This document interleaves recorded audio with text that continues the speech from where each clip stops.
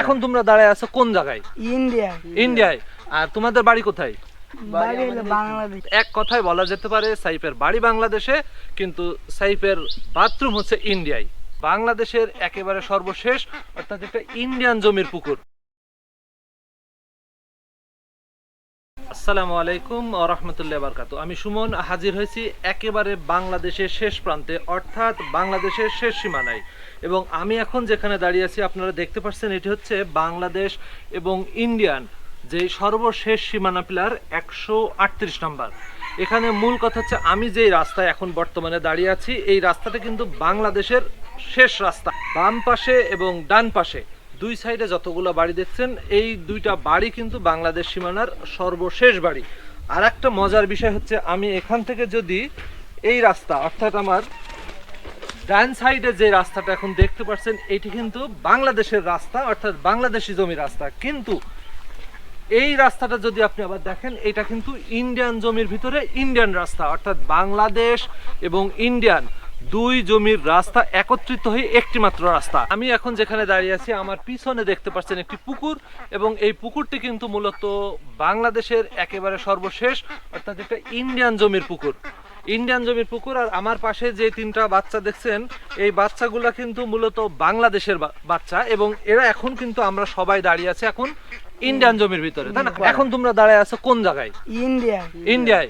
আর তোমাদের বাড়ি কোথায়? বাড়ি হলো বাংলাদেশে। মানে বাংলাদেশ এবং ইন্ডিয়া সর্বশেষ সীমানায়, তাই না? তার মানে তোমরা এখন যেখানে দাঁড়িয়ে আছো হচ্ছে এটা ইন্ডিয়ান। আচ্ছা, এই যে এই গাছটা হচ্ছে বেটুল গাছ, এটা কি ইন্ডিয়ান গাছ? আচ্ছা, এখন একটা জিনিস বলো, তোমাদের কি এইসব এলাকায় থাকতে কোনো সমস্যা হয় কিনা? জি না, সমস্যা নাই। এমনি মাঝে পুলিশ আসে আস্তে আস্তে ঘুরে যায়, এর বেশি কোনো সমস্যা নেই। এই রাস্তাটা কি বাংলাদেশি না ইন্ডিয়ান? এইটা বাংলাদেশ। এই ভাই দাঁড়িয়ে আছে, ও মানে এই ক্যামেরাম্যান যেখানে দাঁড়িয়ে আছে এটা হচ্ছে ইন্ডিয়া, তাই না? আর এই রাস্তা ইন্ডিয়ান বাংলাদেশের সম্মিশ্রণ। গাড়িটা বাংলাদেশে। ও আচ্ছা, তার মানে গাড়ি পর্যন্ত বাংলাদেশ, তারপর থেকে ইন্ডিয়া। আচ্ছা, ধন্যবাদ। আপনাদেরকে এইটুকু দেখালাম বাংলাদেশের সর্বশেষ সীমানা, সর্বশেষ বাড়ি, এবং ইন্ডিয়ান দিক থেকে একটা পুকুর বাংলাদেশের ভিতরে। সীমান্তের কাঁচা রাস্তা।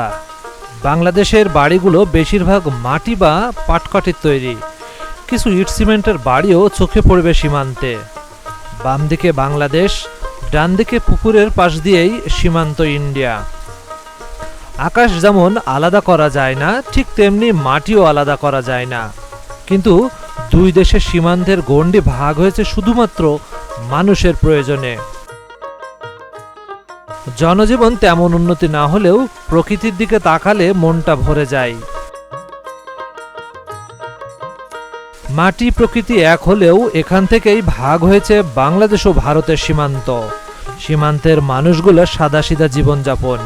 বেশিরভাগ মানুষই কৃষিকাজের সঙ্গে জড়িত, তবে এখন অনেকেই বিদেশ ভ্রমণ ও কিছু চাকরির সঙ্গেও জড়িত।